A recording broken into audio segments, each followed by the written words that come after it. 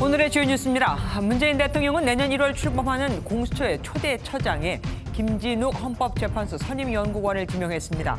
신임 법무부 장관에 내정된 박범계 더불어민주당 의원은 검찰 개혁을 완수하겠다고 소감을 밝혔습니다.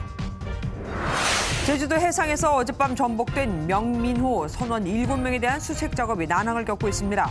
해경은 오늘 새벽 3시쯤까지 생존 선원과 11차례 통화했지만 높은 파도와 그물에 막혀 선내 진입에 실패했습니다.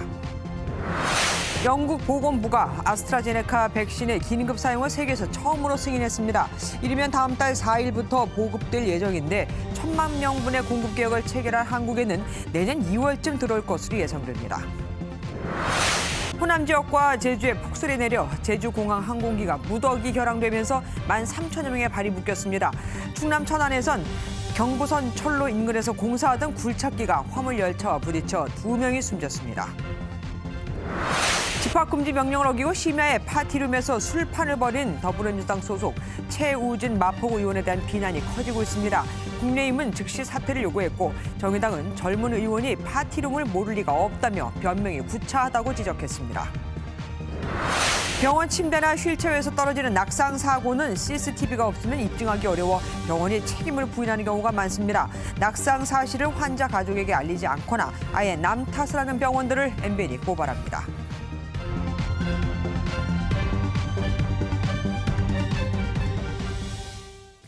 이제 진짜 검찰 개혁이 이루어지는 걸까요? 아니면 야당의 주장대로 정권의 꼭두각시가 되어 청와대의 사수처가 되는 걸까요? 문재인 대통령의 1호 공약인 고위공직자범죄수사처의 초대 처장이 임명됐습니다. 아니요, 지명됐죠. 또한 추미애 법무장관의 후임자로 3선의 박범계 의원 등 3명의 장관급 인사도 단행됐는데 아무래도 추 장관만 바꾸기에는 경질성으로 비칠까 우려한 듯합니다. 황재현 기자가 보도합니다.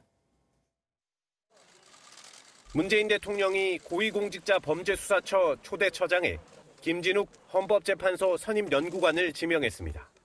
청와대는 김 후보자가 판사와 변호사, 그리고 특검 특별수사관 등의 다양한 경력을 거친 만큼 성역 없고 인권 친화적인 반부패 수사를 할 것으로 기대한다고 밝혔습니다. 공수처 출범에 대한 국민 여러분의 기대, 그리고 또 걱정 잘 알고 있습니다. 인사청문회 준비 최선을 다해서 하겠습니다. 문 대통령은 또 추미애 법무부 장관의 사의를 수용하고 후임에 박범계 더불어민주당 의원을 내정했습니다. 판사 출신 3선인 박 의원에 대해 청와대는 법무부와 검찰을 누구보다 잘 이해하는 인물이라고 배경을 전했습니다. 검찰 법무개혁을 완결하고 인권과 민생 중심의 공정한 사회 구현을 실현시켜 나갈 것으로 기대합니다. 신임 환경부 장관 후보자에는 한정혜 의원이 내정됐고 신임 국가보훈처장에는 해적에 피랍된 선원을 구출한 아덴만 작전을 지휘한 황기철 전 해군 참모총장이 발탁됐습니다. 국가보훈처장은 내일 임명되며 그 외 3명은 국회 인사청문회 절차를 거쳐 최종 임명됩니다. 청와대는 오전에 공수처장 후보자를 발표한 뒤 오후에 개각 명단을 발표했습니다. 문 대통령 공약 1호인 공수처에 각별한 의미를 두면서 추미애 법무장관이 마지막까지 소임을 다했다는 점을 강조하려는 의도로 풀이됩니다. MBN 뉴스 황재현입니다.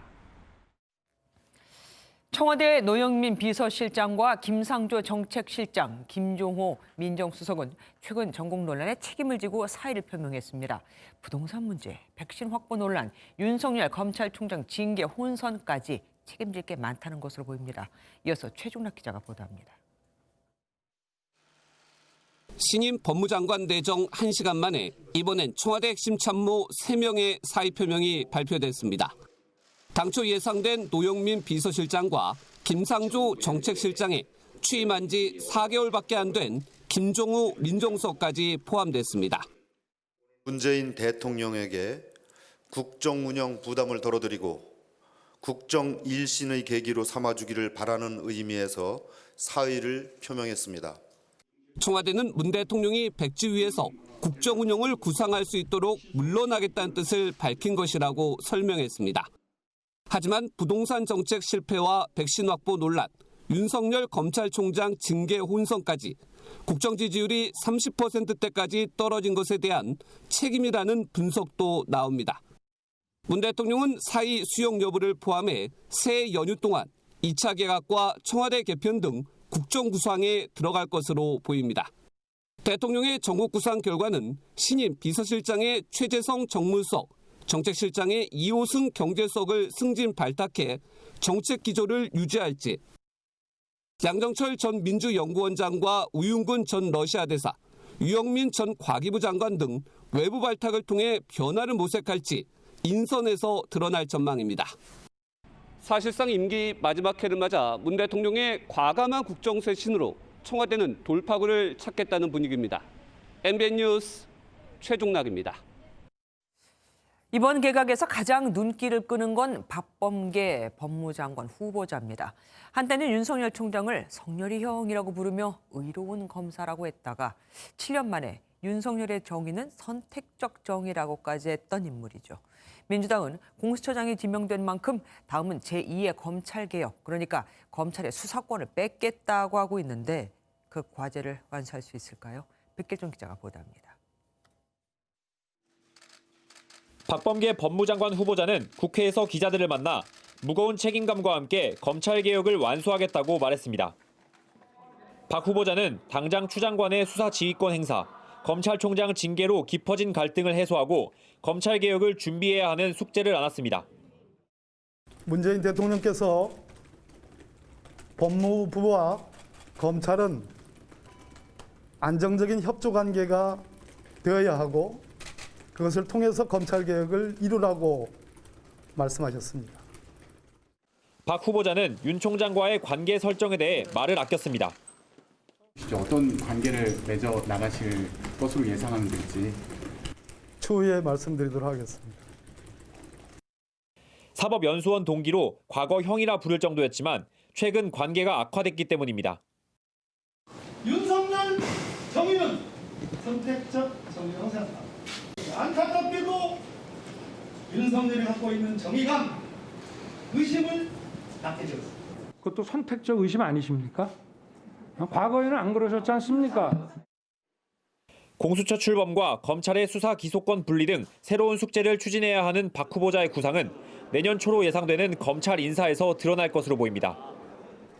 취임 후 벌써 4번째 장관을 맞이하는 윤 총장의 대응에 관심이 쏠리는 가운데 일선 검사들 사이에서는 신임 장관이 갈등을 추스려주길 기대하는 목소리도 나오고 있습니다.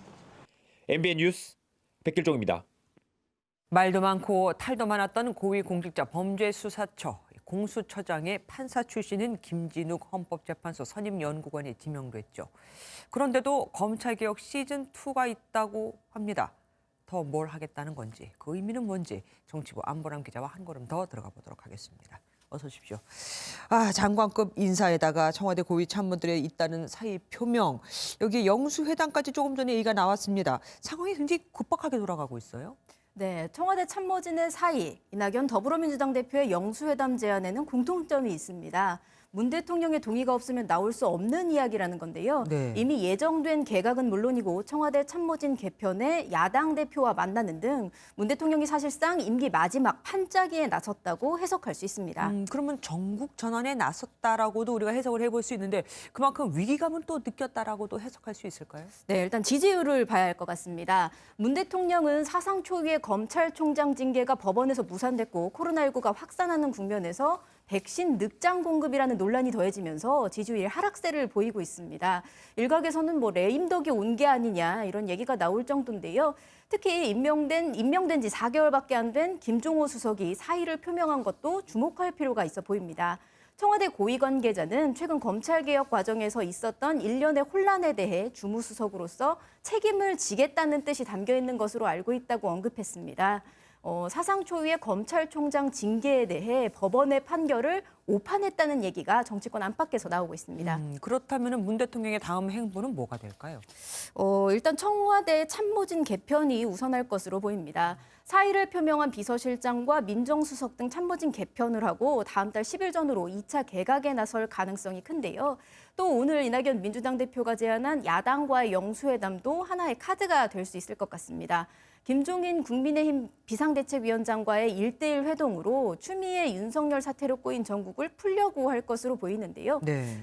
하지만 여권이 2차 검찰개혁을 준비하고 공수처 출범 일정 등을 고려하면 야당과의 충돌은 피할 수 없을 것으로 보입니다. 더군다나 이제 서울시장과 부산시장 보궐선거를 앞두고 있기 때문에 야당이 쉽게 물러서진 않을 것 같습니다. 그러면 어쩌면 또 만나나 마나일 수도 있겠다라는 얘기가 되네요. 이번엔 공수처 이야기로 가볼게요. 공수처장이나 법무장관 모두 다 판사 출신이 됐습니다. 네, 문 대통령 공약 1호가 바로 공수처였습니다. 취임 때부터 강한 의지를 밝혔는데요. 취임 때 말 한번 들어보겠습니다. 권력기관은 정치로부터 완전히 독립시키겠습니다. 그 어떤 기관도 무소불위의 권력을 행사할 수 없도록 견제장치를 만들겠습니다. 다만 이 과정에서 민주당의 검찰에 대한 뿌리 깊은 불신이 다시 한번 드러났다는 관전평이 나오고 있습니다. 문희상 전 국회의장은 임기를 마치면서 김대중 정부 출범 초 장관에 임명되면 2달 안에 검찰개혁을 하겠다던 박상천 법무장관이 오히려 2달 만에 검찰 편을 들더라 이러면서 얼마나 실망했는지 모른다고 회고하기도 했습니다. 네. 그런데 공수처장으로 지명된 김진욱 헌재 선임연구관 공수처 추천위에서 굉장히 칭찬을 많이 했어요. 무주택자라고 하면서 말이죠. 네, 그렇습니다. 공수처 추천위는 김 연구관이 전세로 거주하는 등 청렴한 모습을 보여줬다고 추천 사유로 밝혔습니다. 그런데 대치동에 보증금 12억 원이 넘는 전세에 살고 있는 것으로 확인이 됐습니다. 과연 진정한 의미의 무주택자냐 논란이 일 것으로 보이는데요. 네. 향후 인사청문회에서 국민의힘이 문제를 삼을 가능성이 매우 커 보입니다. 전세 12억 원이면 집을 못 산 게 아니라 안 산 거일 수도 있는데 그게 굳이 칭찬거리가 되겠느냐 이렇게 해석해 볼 수 있겠네요. 그런데 법조계에서는요. 핵심이 공수처장이 아니다. 차장이다. 이런 얘기가 나와요. 왜 그렇습니까? 일단 공수처 구성을 한번 살펴봐야 할 것 같습니다. 공수처는 처장 아래 징계위원회와 차장, 인사위원회로 구성됩니다. 차장 아래 20여 명의 검사와 40명의 수사관이 배치되는데요. 공수처장과 달리 차장은 10년 이상 법조 경력자 가운데 처장의 제청으로 대통령이 임명하게 됩니다. 별다른 견제 장치 없이 정권의 입맛에 맞는 인물을 앉히는 게 아니냐 이런 지적이 나오는 건데요. 때문에 공수처장 인선이 마무리되더라도 차장 인선을 두고 여야 갈등이 계속 이어질 가능성이 커 보입니다. 그러니까 결국 대통령이 지명한 공수처장이 또 제청을 해갖고 대통령이 뽑으니까 어차피 다 정권 사람 아니냐 이 얘기겠네요. 여야에서는 뭐라고 반응합니까? 네, 일단 국민의힘은 친문 청와대 사수처장이라는 표현을 쓰며 격앙된 반응을 보였습니다. 먼저 들어보시겠습니다. 도덕성도 실력도 검증 안 된 묻지마 공수처는 고위공직범죄수사처가 아니라 친문 청와대 사수처가 될 뿐입니다. 야당에선 공수처 수사 대상 1호로 윤석열 검찰총장이 지목될 거다. 여권 인사들이 연루된 월성원전 1호기 경제성 평가 조작 의혹 수사도 공수처가 이어받을 거다. 이런 관측도 내놓고 있습니다. 반면 민주당은 내년 2월에 검찰의 수사권 완전 폐지 법안을 제출하는 것은 물론 내년 상반기 중에 완전 마무리하겠다는 입장입니다. 최소한 1월 말 2월 초까지 검찰개혁 과제를 추출해서 그 2월 내에는 법안을 제출할 수 있도록 하겠고요. 내년 상반기 중에는 법안이 국회에서 심의 의결될 수 있도록. 지금 들으셨다시피 결국 여야 갈등은 새해에도 계속 될 수밖에 없을 것 같습니다. 결론은 또 갈등 공방이네요. 지금까지 정치부 안보람 기자와 함께했습니다. 고맙습니다. 자신의 후임자가 결정된 날 추미애 법무부 장관이 윤석열 검찰총장 징계를 정지시킨 법원 판단에 항고하지 않겠다며 처음으로 사과했습니다. 어제까지만 해도 SNS에 항고 검토 의견서를 공개했었는데 말이죠. 다만 법원 판단을 받아들이기 힘들다는 입장은 끝내 굽히지 않았습니다. 임성재 기자입니다. 퇴임을 앞둔 추미애 법무부 장관이 윤석열 검찰총장 징계 문제를 둘러싼 혼란에 대해 처음으로 사과했습니다. 추 장관은 입장문을 내고 국민들께 큰 혼란을 끼쳐드려 매우 송구하게 생각한다고 전했습니다. 또 법원의 결정에 불복할 수도 있다는 일부 예상과 달리 항고하지 않겠다고도 밝혔습니다. 앞으로 본안 소송에서 최선을 다하는 게 더 책임 있는 자세라고 판단했다는 이유입니다. 혹시 즉시 항고하실 계획 있으신가요? 어제 페이스북에 글 남기셨는데. 하지만 사과와 별개로 법원의 판단을 받아들이기 어렵다는 입장은 굽히지 않았습니다. 추 장관은 법원이 징계 사유의 실체관계를 인정하면서도 실무와 해석에 논란이 있는 절차적 흠결을 근거로 집행정지를 인용했다고 지적했습니다. 한편 추 장관은 신임 장관 후보자인 박범계 더불어민주당 의원이 인사청문회를 거쳐 정식 임명될 때까지 업무를 계속할 것으로 보입니다. 후임자인 박 의원을 의식한 듯 자신의 SNS엔 먼저 간 사람에 이어 다음 사람 또 그 다음 사람이 무릎이 해지도록 닦는 길은 멈춤이 없을 것이란 글을 올리기도 했습니다. MBN 뉴스 임성재입니다. 호남과 제주에 많은 눈이 내렸습니다. 대설특보에 강풍까지 불면서 제주로 향하는 항공기 수십 편은 무더기 결항돼 버렸죠. 이번 눈은 새해 첫날인 모레까지 최대 30cm 이상 더 올 거라고 합니다. 정치훈 기자가 보도합니다. 올겨울 이렇다 할 추위가 없던 남쪽이 하루아침에 꽁꽁 얼어붙었습니다. 눈이 쏟아지면서 차량은 거북이 걸음이고 시민들도 한껏 두꺼운 옷차림입니다. 도심의 썰매를 끌고 등장한 아이는 쏟아진 눈이 즐겁기만 합니다. 들녘에 세찬 눈보라가 몰아치고 있는데 대설특보가 내려진 광주 전남은 온통 하얀 눈쇠상으로 바뀌었습니다.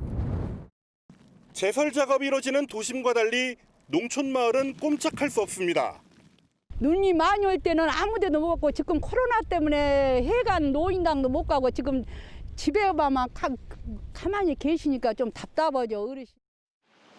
제주에도 폭설이 쏟아져 한라산을 가로지르는 도로가 통제되고 체인 없이는 차량이 움직이기 어려운 상황이 이어졌습니다.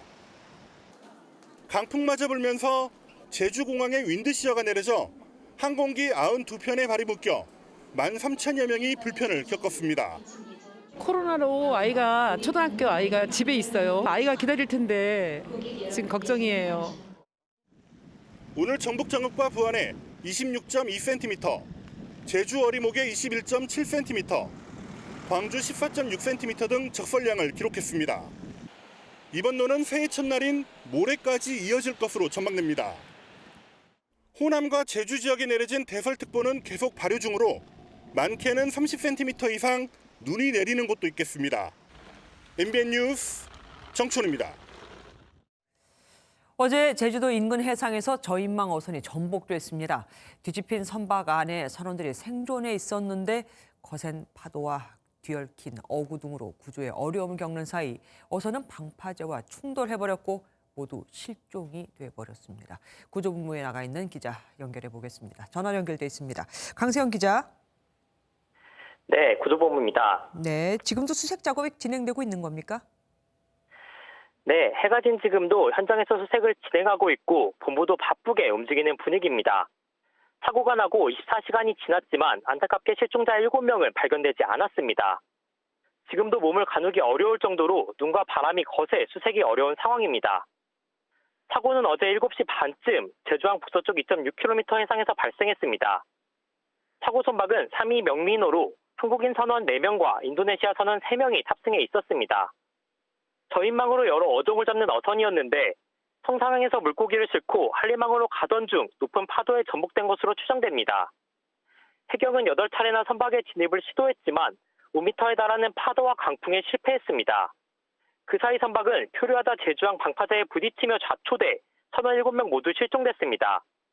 해경은 배 9척과 헬기 1대를 동원해 실종자 수색에 나섰고 육상에서도 군과 소방 등이 동원됐습니다. 해경은 내일 아침 해가 뜨면 본격적으로 추가 수색에 나설 방침입니다. 지금까지 제주 해양경찰서에서 MBN 뉴스 강세현입니다.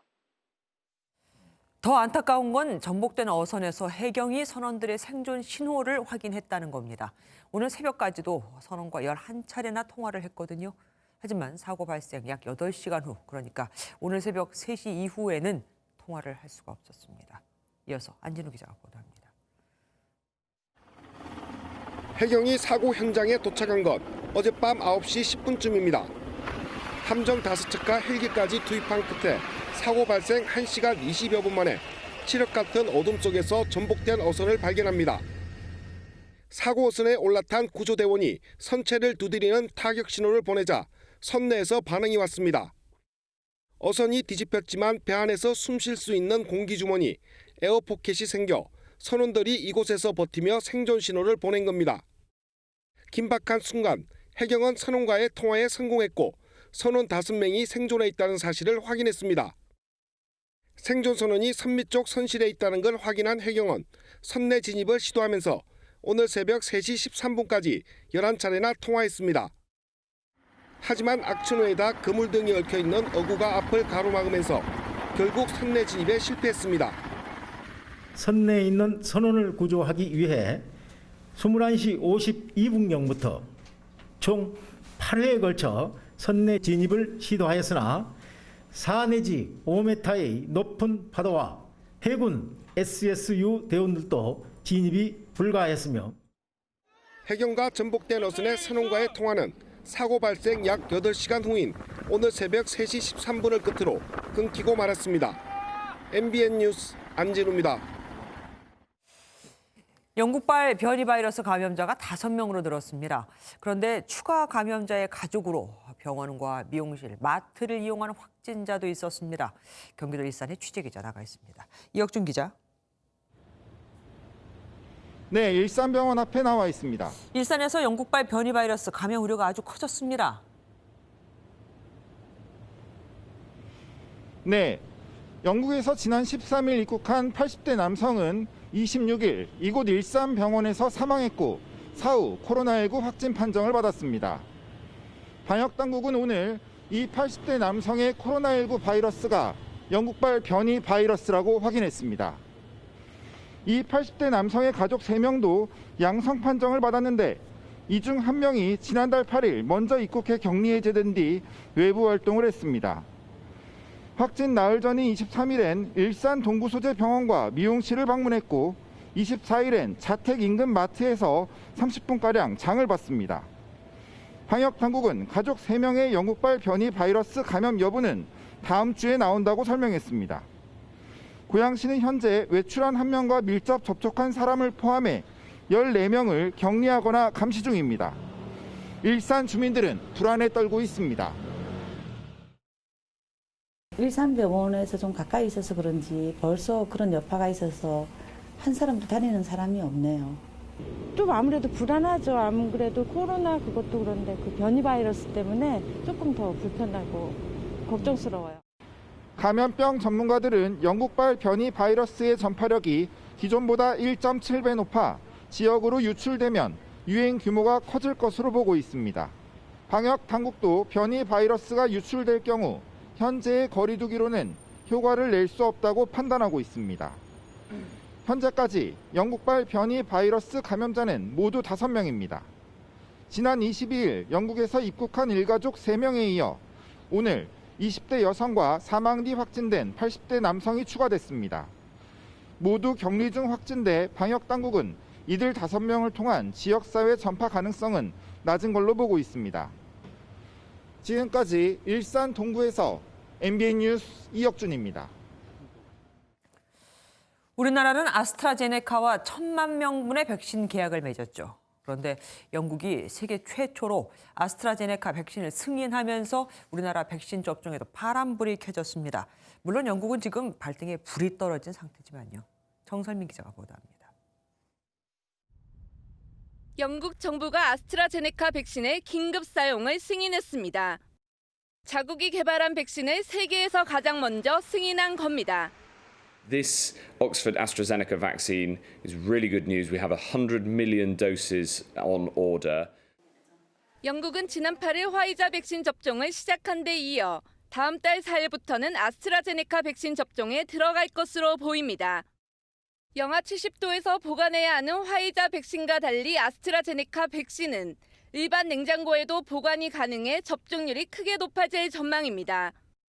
앞서 아스트라제네카가 유럽연합에는 승인 신청을 하지 않은 것으로 드러나면서 효과와 안전성에 의문이 제기된 바 있습니다. 일단 영국에서 긴급 사용이 승인되면서 아스트라제네카와 1,000만 명분의 백신 계약을 맺은 우리나라로서는 희소식입니다. 식약처는 내년 1월 초 아스트라제네카가 허가 신청을 하면 2월에서 3월에는 백신 접종에 들어간다는 계획입니다. MBN 뉴스 정사민입니다. 코로나19 신규 확진자 수가 연이틀 또 1,000명을 넘었습니다. 현재까지 누적 확진자 5만 9천 명. 이 중 42%가 12월 한 달 동안 발생했습니다. 오늘부터는 명단 작성이나 마스크 착용, 소독과 환기 같은 방역 지침을 위반한 시설이나 장소도 규제를 하는데 하지만 결국은 거리두기 3단계로 가야 하는 게 아니냐는 지적도 나옵니다.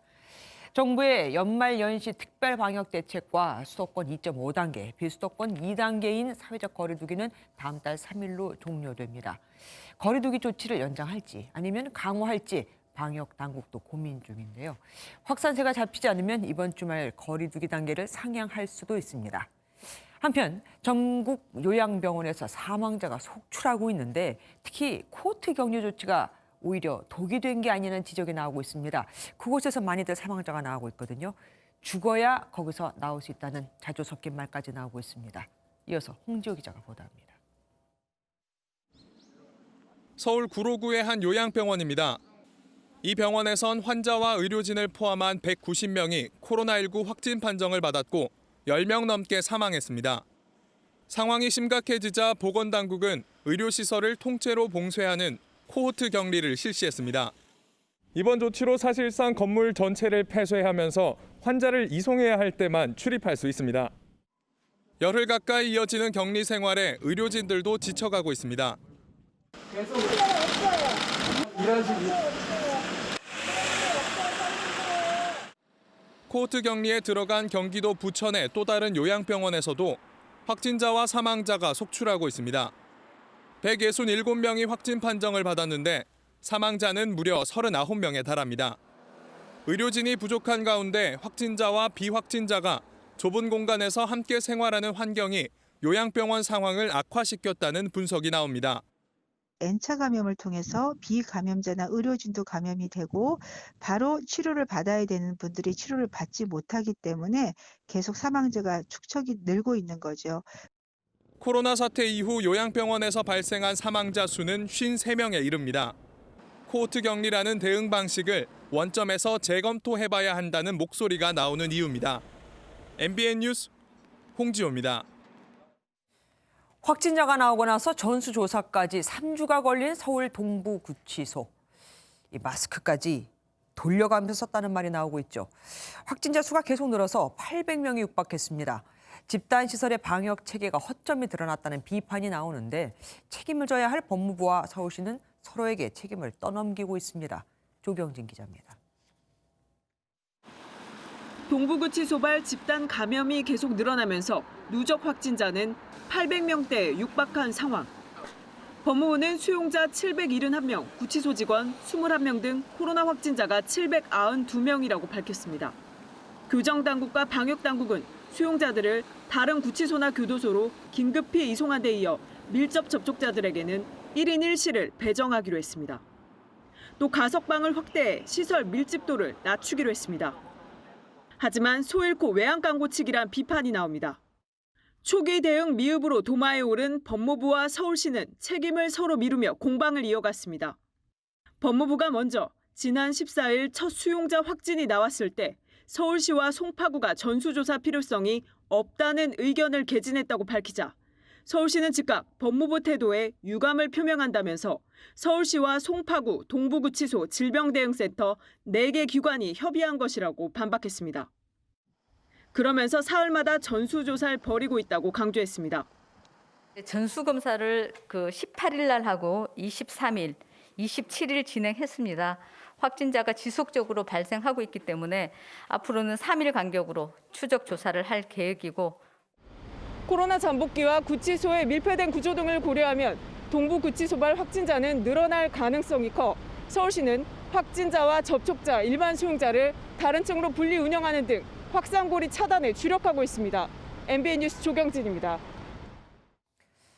오늘 새벽 경부선을 달리던 화물 열차가 선로에서 작업 중이던 굴착기를 그대로 들이받았습니다. 깜깜한 새벽이라 미처 손쓸 틈도 없었죠. 안타깝게도 2명이 숨졌습니다. 노승환 기자가 취재했습니다. 멈춰선 컨테이너 화물 열차와 전신주 사이에 굴착기가 끼어 있습니다. 오늘 새벽 충청남도 천안시 풍세면 경부선 서울 방면 선로에서 화물 열차가 선로 옆 배수로 작업을 하던 굴착기를 친 현장입니다. 제가 올라가고 있을 적에는 포크레인 운전자를 들것에 들어가지고 이제 병원에 이송하려고 들고 나오는 상황이었었고요. 이 사고로 작업자 2명이 목숨을 잃었습니다. 바깥쪽에 배수로를 만들던 굴착기는 선로 끝에 걸쳐져 있었고 이를 미처 보지 못한 화물 열차가 그대로 굴착기를 치었습니다. 선로 위 작업은 열차가 다니는 시간에는 할 수 없게 돼 있지만 이번 사고는 열차가 운행하는 시간에 일어났습니다. 작업이 새벽 3시부터 허가됐는데 사고가 2시 55분에 난 겁니다. 국토부 항공철도 사고조사위원회는 왜 신고 시각보다 먼저 굴착기가 움직였는지 등 정확한 경위를 조사하고 있습니다. MBN 뉴스 노승환입니다. 병원 침대나 휠체어에서 떨어지는 낙상 사고는 CCTV가 없으면 입증하기 어렵다 보니 병원들이 책임을 부인하는 경우가 많습니다. 그냥 뇌경색이라고 해버리면 유족들은 대부분 모르거든요. 강대혁 기자가 취재했습니다. 한 환자가 병상 위에서 머리부터 떨어지고 이를 발견한 의료진이 황급히 응급처치를 합니다. 지난해 9월 경기도의 한 대학병원에서 심근경색 치료를 받던 50대 환자가 침대에서 떨어진 후 사망했습니다. 사인을 묻는 질문에 병원은 뇌경색이라고만 답하고 낙상 사실은 알리지 않았다는 게 유가족 측 주장입니다. 병원에서는 이런 얘기를 한 번도 해준 적이 없었어요. 그래서 옆에 그 중환자실의 보호자가 낙상으로 떨어졌다는 얘기를 해줬어요. 너무 놀라서 CCTV를 보게 된 거죠. 청구해서. 유가족이 제공한 영상에서 병원 측은 낙상이 사인이 아니라고 판단해 알리지 않았다고 주장합니다. 은폐. 그거는 저기 보호자 세계 신경이고 보험금 받으신다며. 또 다른 병원. 직원이 휠체어를 조정하고 한눈을 판 사이 환자가 얼굴로 넘어집니다.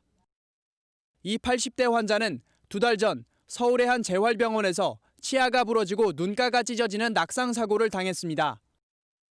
휠체어에 안전띠가 없었는데 환자 가족은 병원이 간병업체 탓으로만 돌리고 나 몰라라 한다고 하소연합니다. 병원 측에 과실이 있지 않냐. 얘기를 하면 해도 자꾸 일로 미루는 기라예. 취재진이 병원 측 입장을 듣기 위해 수차례 시도했지만 연락이 닿지 않았습니다. 낙상 사고 건수는 매년 늘어가고 있지만 병원의 책임을 입증하기가 쉽지 않아 법적 분쟁이 끊이질 않고 있습니다. 사고가 발생하면 가족들에게도 반드시 알리는 의무를 부과하는 것이 필요하다는 의견입니다. CCTV를 설치하고 그것을 블랙박스화해서 사고가 났을 때 열람해보는 규칙이 필요할 것 같고, 병원이 낙상 사고를 쉬쉬하면 환자나 환자 가족이 입증하기 어려운 만큼 병원 측의 책임을 강화하는 대책 마련이 필요하다는 지적입니다. MBN 뉴스 강대엽입니다.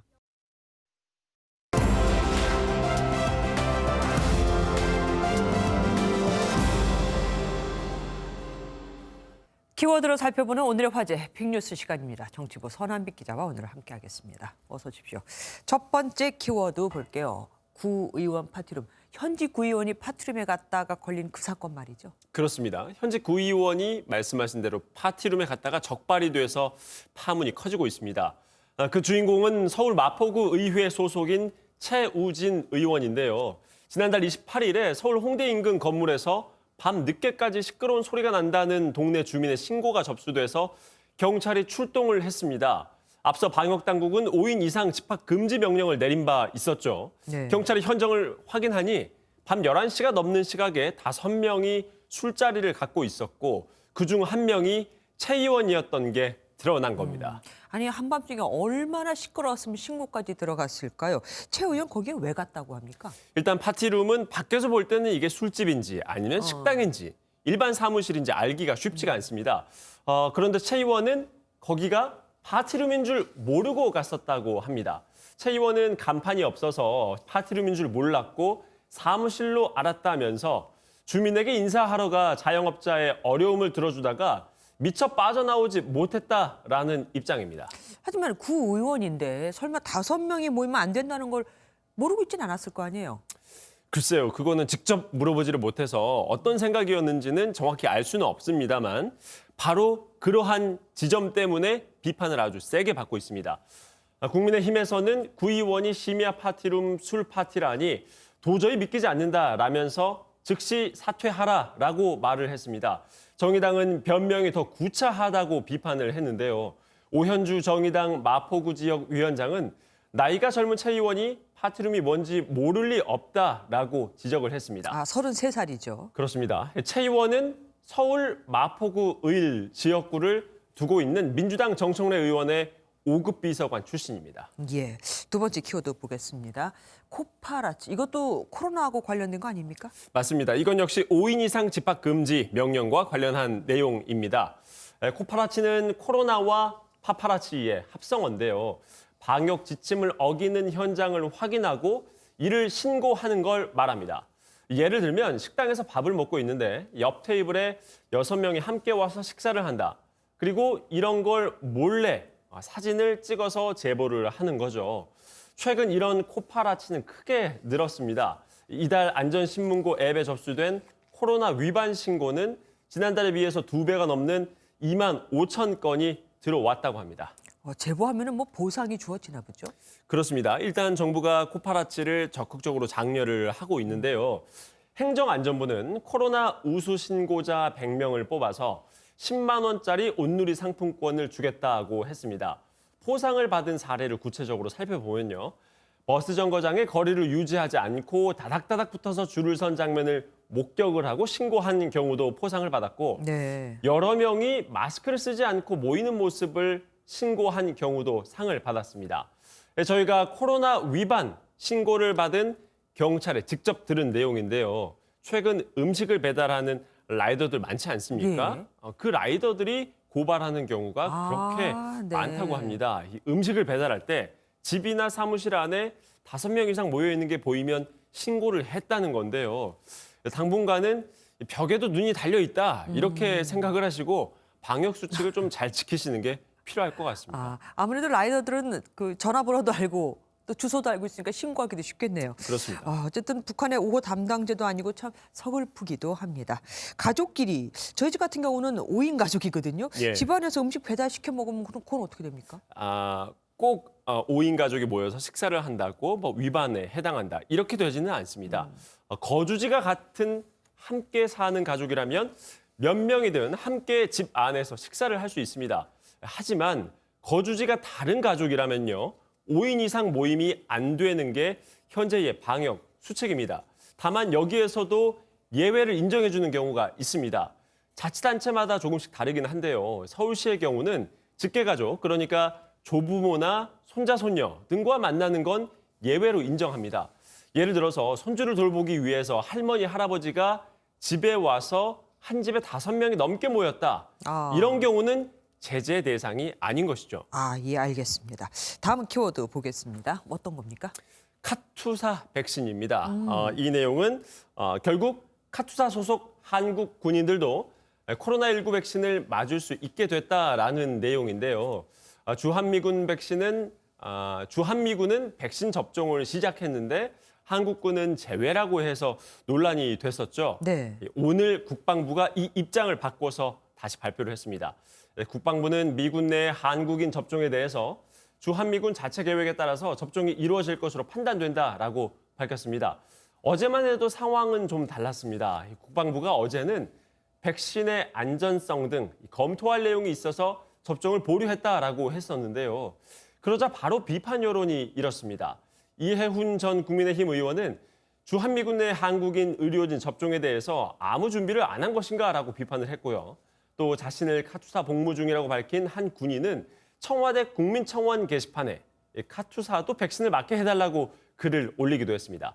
결국 이런 여론을 반영한 것인지 정부의 카투사 백신 접종 허가 방침이 나왔고 아마도 카투사 접종은 이르면 다음 달 4일쯤 이뤄질 것으로 전망이 되고 있습니다. 아니 주한미군은 접종을 받는데 바로 옆에 같이 있는 카투사 국민들은 우리 정부 승인이 안 나서 못 맞는다니까 정말 이런 코미디가 따로 없었습니다. 하지만 결국에는 이제 맞게 됐다. 이렇게 정리가 된 겁니다. 예, 알겠습니다. 지금까지 선한빛 기자와 함께했습니다.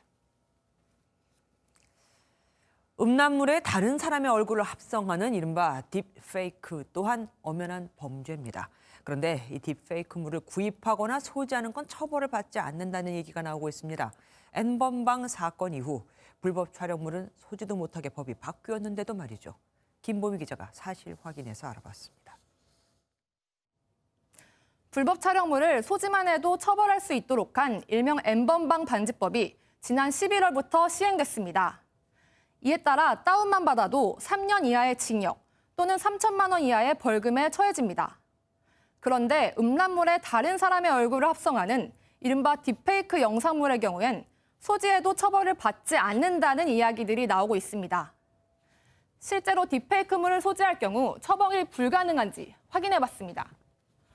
먼저 법조항을 따져봤습니다. 딥페이크물은 실제로 상대방을 촬영한 게 아니기 때문에 불법 촬영물이 아닌 허위 영상물에 속하는데 이와 관련한 조항이 지난 3월에 신설됐습니다. 반포를 목적으로 사람의 신체를 대상자 의사에 반하여 성적 수치심을 유발하는 형태로 합성할 경우 5년 이하의 징역 또는 5천만 원 이하의 벌금에 처한다고 돼 있습니다. 실제로 법이 시행되고 32건이 접수돼 1명이 약식 처분이 되기도 했는데요. 하지만 구입 소지할 경우에 처벌한다는 내용은 어디에도 없습니다. 유관부서와 법조인들에게 확인해봤습니다. 법무부와 경찰청은 모두 딥페이크물의 경우엔 소지할 때 처벌한다는 조항이 없어 수사 대상이 아니라고 말했습니다. 여기서 의문이 드는 지점. 해당 딥페이크 영상물이 실제 영상인 줄 알고 다운을 받았다면 어떻게 될까요? 이 경우엔 불능미수범으로 처벌받을 수 있다는 해석도 나옵니다. 불능미수란 범죄에 대한 고의는 있으나 범행 수단이나 대상의 착오로 처음부터 범행이 불가능한 경우를 말합니다. 즉 사실은 가짜 영상이나 불법 촬영물은 아니지만 진짜 영상인 줄 알고 범죄를 저지르려는 고의가 있었으니 처벌이 가능할 수도 있다는 겁니다. 딥페이크물이라도 진짜 영상으로 착각하고 소지한다면 처벌이 된다는 건데 성립 요건이 까다로워 실제로 가능할지는 지켜봐야 한다는 의견입니다. 결국 딥페이크물을 소지할 때 처벌이 불가능하다는 질문의 대답은 대체로 사실로 판단됩니다. 다만 딥페이크물 역시 피해자에게 돌이킬 수 없는 상처를 주는 건 똑같은 만큼 법적 보완이 필요하다는 건 분명해 보입니다. 지금까지 사실 확인 김보미였습니다. 1심에서 징역 5년, 2심에서 징역 2년 6개월. 그러자 대법원에서 너무 형이 약하다고 반려했고 오늘 이재용 삼성전자 부회장에 대한 파기환송심이 열렸죠. 특검이 여기서 징역 9년을 선고해달라고 재판부에 요청했습니다. 내년 1월 18일에 선고는 내려집니다. 민지숙 기자입니다. 선고 전 마지막 재판에 나온 이재용 부회장은 취재진의 물음에도 묵묵히 법정에 들어섰습니다. 결심 공판 앞두고 심경이 어떠신가요? 특검 측은 이 부회장에게 징역 9년의 중형을 선고해달라고 재판부에 요청했습니다. 박상진 전 삼성전자 사장과 최지성 전 미래전략실 부회장, 장충기 전 차장에게는 징역 7년을, 황성수 전 전무에게는 징역 5년을 각각 구형했습니다. 특검 측은 이 부회장이 경영권 승계를 위해 적극적으로 뇌물을 제공했고 대법원 선고가 내려진 지금도 허위 진술로 책임을 피하고 있어 엄벌이 불가피하다고 지적했습니다. 특히 준법감시위원회 같은 제도를 이유로 법치주의의 통제를 포기해선 안 된다고 강조하며 총수가 무서워할 정도의 실효성이 없음을 양형 이유로 설명했습니다. 최후 진술에서 고 이건희 회장의 이야기를 꺼내며 울먹이던 이 부회장은 두 번 다시 같은 잘못을 반복하지 않겠다며 사죄의 뜻을 밝혔습니다. 3년 10개월 동안의 재판을 마무리한 법원은 내년 초 이재용 부회장에 대한 선고를 내릴 전망입니다. MBN 뉴스 민지숙입니다. 모더나 측은 어제 문재인 대통령과의 통화에서 한국 기업이 강력한 생산 능력을 갖고 있는 만큼 위탁 생산도 희망한다고 했었죠. 한미 약품이나 녹십자가 거론되고 있는데 한국 내에서 생산한 백신을 한국에 우선 공급할지는 아직 모릅니다. 어쨌든 이 두 기업의 주가는 올랐습니다. 박은채 기자입니다.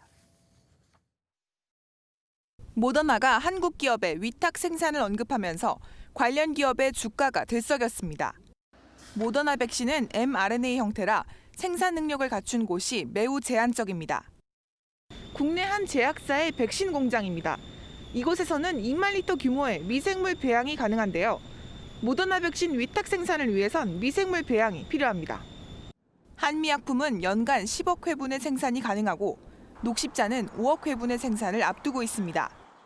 미국 전염병 연구소 파우치 소장은 정은경 질병관리청장과의 통화에서 기술 협력까지 제안했습니다. About what we feel are the model countries in their response to the outbreak, there are a handful of countries. Korea is always one of them. 다만 모더나 백신이 한국에서 생산된다고 한국의 구매 우선권이 있지는 않습니다. 청와대는 모더나가 백신을 공급하기로 합의했다고 했지만 모더나 측이 낸 보도자료에는 합의를 뜻하는 단어 앞에 제한된이라는 수식어를 덧붙였습니다. 한국 내 위탁 생산 물량 중 얼마만큼을 국내 공급으로 돌릴지 정부의 역할이 필요해 보입니다. MBN 뉴스 박은채입니다.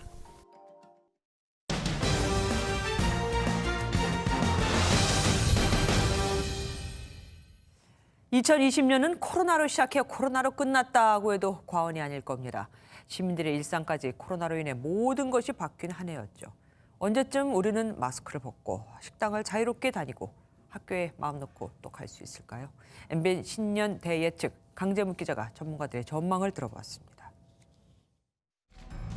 국내에서 첫 신종 코로나 바이러스 확진자가 나왔습니다. 사망자가 나올지 모른다는 공포가 코로나19 사태 이후 거리는 훨씬 한적해진 모습입니다. 코로나19 신규 확진자가 또 1,000명을 넘었습니다. 코로나19는 현재 진행형입니다. 코로나19 발생 이전의 세상은 이제 다시 오지 않습니다. 2020년 1월 20일 국내 첫 코로나19 확진자가 발생한 날짜입니다. 오늘로 346일째입니다. 인파로 붐볐던 명동거리는 보시는 것처럼 텅 비어있는 모습입니다. 이제는 생소하지 않은 모습이죠. 긴 전쟁은 언제쯤 끝날 수 있을까요? 코로나 전쟁을 끝내기 위한 교두보는 백신 확보와 접종입니다. 가장 빠른 백신 접종은 내년 2, 3월 아스트라제네카 1,000만 명분과 얀센 600만 명분입니다. 독감 백신처럼 하루 10만 명 정도 접종이 이루어진다고 보면 6월에는 고령자와 의료진 등 우선 접종 대상자 1,100만 명 정도가 접종을 마칠 것으로 보입니다. 이때부터 거리두기 1.5단계에서 2단계에 준하는 100인 이내 모임이 가능하고 학교 등교도 제한적으로 가능할 전망입니다. 5월 달쯤 되면은 환자가 많이 줄어들겠죠. 날씨가 풀리면요, 이제는 상태는 많이 좋아져요. 날씨가 이제 아무래도 이제 3월 이후부터는 우리 인플루엔자 환자 확 줄어들듯이 줄어드는 양상을 기대할 수가 있죠. 화이자 백신 1,000만 명분과 모더나 4천만 명분의 접종이 3분기 안에 완료되면 2,500만 명이 추가로 면역력을 갖게 됩니다. 거리두기는 1단계에서 1.5단계 수준으로 낮아져 스포츠 관람과 대면 예배도 제한적으로 다시 가능해질 전망입니다. 정부 목표대로 내년 9, 10월 전체 인구의 60에서 70%가 접종을 끝내 집단 면역이 생기면 상황은 많이 좋아집니다. 식당과 영화관 이용이 자유로워지고 결혼식과 장례식도 100명 이상 참석이 가능할 것으로 보입니다. 그러나 마스크는 내년 연말까지도 의무적으로 착용해야 할 것으로 보입니다. 이 코로나가 절대 없어지기는 힘듭니다. 그렇기 때문에 우리 이제 뭐 사회적 거리두기 그냥 항상 1.5단계 정도라고 생각을 하고 살아야 될 것 같아요. 코로나 바이러스 백신은 완벽하게 감염을 막아준 백신이 아니기 때문에 또 얼마든지 재감염이 될 수 있는 그런. 문제는 백신 도입과 접종이 예정대로 될지입니다. 백신 도입을 서두르다 생길 수 있는 부작용도 고려해야 합니다. 백신을 한두 달 막 빨리 대량으로 들어와서 그냥 줄 서서 맞는 그런 거 굉장히 위험합니다. 모자랄까 봐 컨디션이 좀 안 좋아도 막 가서 맞고 그런 것들이 결국은 뭐 사망을 했네 뭐 여러 가지 지금 그런 걸로 이어지는 거거든요. 백신과 치료제 소식에도 내년 말까지는 마스크와 손 씻기가 여전히 우리의 일상이 될 전망입니다. MBN 뉴스 강재묵입니다.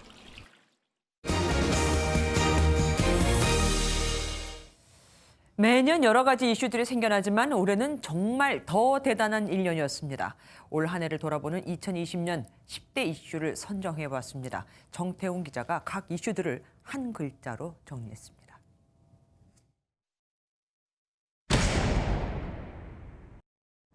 2020년을 대표하는 단어라면 단연 코로나19일 겁니다. 코로나로 시작해서 코로나로 끝났다고 해도 지나치지 않을 정도입니다. 올 초부터 전 세계를 강타한 코로나19 바이러스로 현재까지 8천만 명이 넘는 확진자와 200만 명에 가까운 사망자가 발생했습니다. 3차 유행기에 접어든 우리들의 일상은 지금도 멈춰서 있습니다.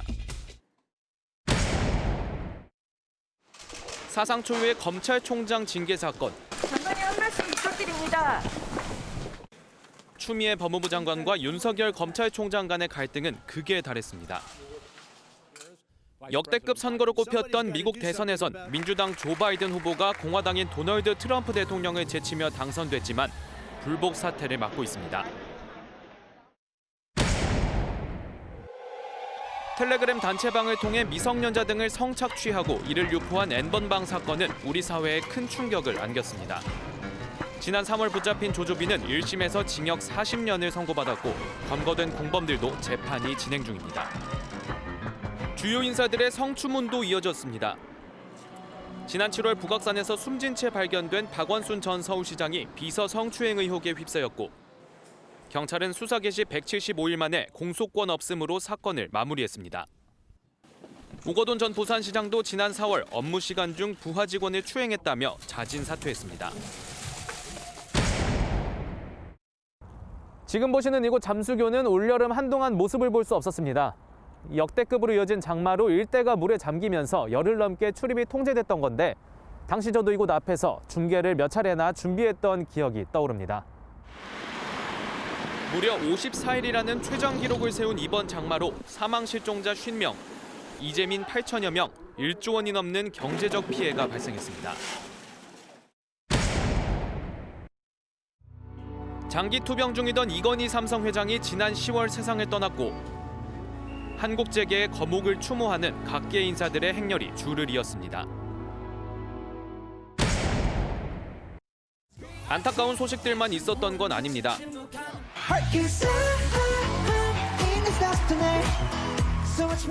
다이너마이트로 빌보드 정상에 오른 그룹 BTS는 미국 타임즈의 올해의 연예인으로 선정됐습니다.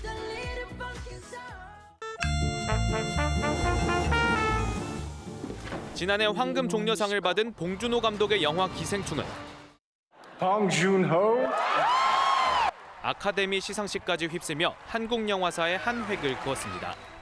땡큐. 각종 정책에도 오히려 부동산 집값이 폭등하면서 로또 청약, 2030 영끌이란 신조어까지 생겨났습니다. 2020년 병자년은 가지만 2021년 신축년에는 좀 더 희망찬 이슈들로 가득하길 기대해봅니다. MBN 뉴스 정태웅입니다. 코스피 지수가 53포인트 가까이 올라 사상 최고치인 2,873포인트로 올해 장을 마감했습니다. 거래소 시가총액 1위인 삼성전자도 어제보다 2,700원 올라 주가 8만 1,000원으로 신고가를 기록했습니다. 올해 코스피 지수는 지난 3월 1,400선까지 곤두박질치기도 했지만 개인 투자자를 중심으로 매수세가 이어지며 사상 최고치로 마무리했습니다. 스포츠 뉴스입니다. 슈퍼 10대가 뛴다 마지막 주자는 육상의 박원진입니다. 기초 종목인 육상에서도 한국이 가장 취약한 100m에서 마의 10초벽에 도전하는 특급 유망주인데요. 김동원 기자가 소개합니다.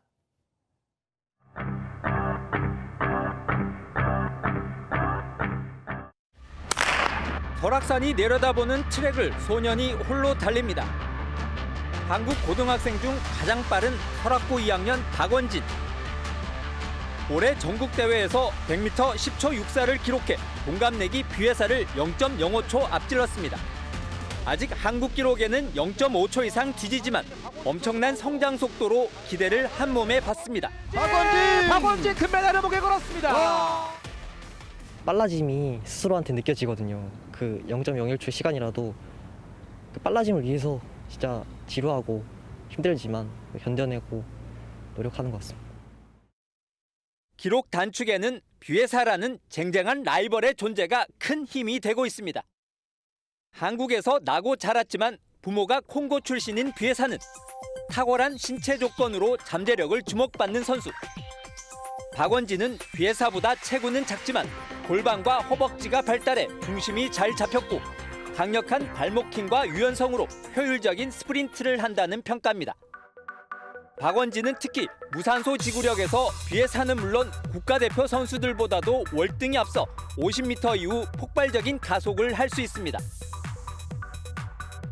후반전에 스피드를 떨어뜨리지 않고 가속을 시켜서 힘든 상황을 잘 견뎌내기 때문에 100m 달리기 선수에게는 무산소 지구력이 상당히 중요한 요인이라고.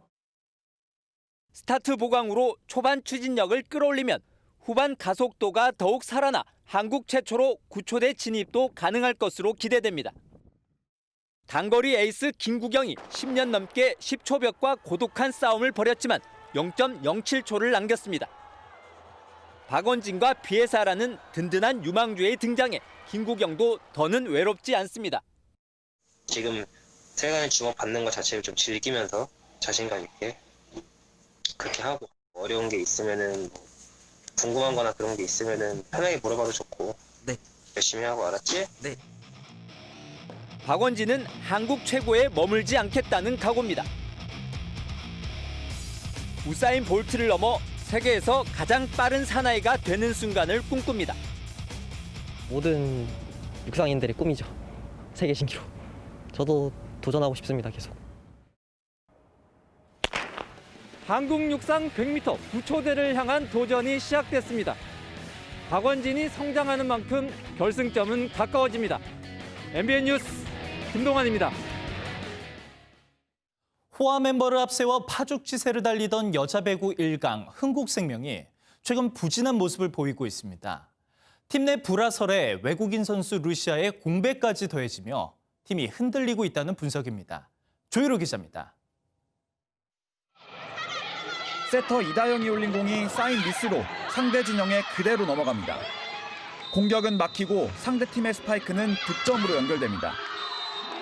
흥국생명은 서브 실책 12개를 포함해 한 경기에서만 29개의 범실을 기록했습니다. 경기가 풀리지 않자 박미희 감독이 답답한 듯 흘러나온 공을 뿌리치는 모습이 포착되기도 했습니다. 2라운드까지 전승 행진을 이어오던 흥국생명은 3라운드에서만 3패를 기록하며 부진한 모습을 보이고 있습니다. 최근 이다영이 SNS를 통해 팀 내 불만을 표출해 어수선해진 분위기가 팀워크에 악영향을 미친 것으로 보입니다. 여기에 루시아의 부상 공백까지 더해져 경기력에 균열이 생겼다는 분석입니다. 새 외국인 선수가 투입되는 내년 2월까지 김연경과 이재영 등 국내 선수들로만 꾸려야 해 체력적으로나 전술적으로나 부담이 클 수밖에 없는 겁니다.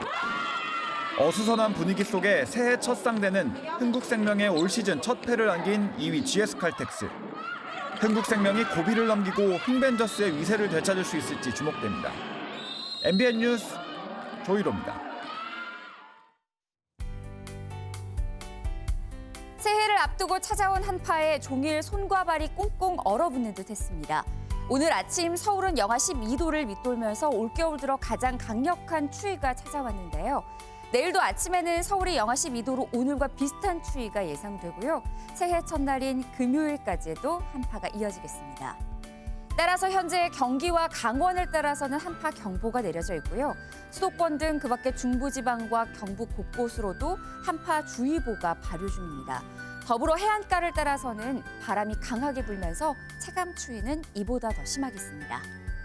서쪽 지방은 폭설이 쏟아지고 있습니다. 모레까지 울릉도, 독도, 제주 산지에는 최고 30cm 이상, 호남 서해안을 따라서도 20cm 이상의 큰 눈이 내리겠고요.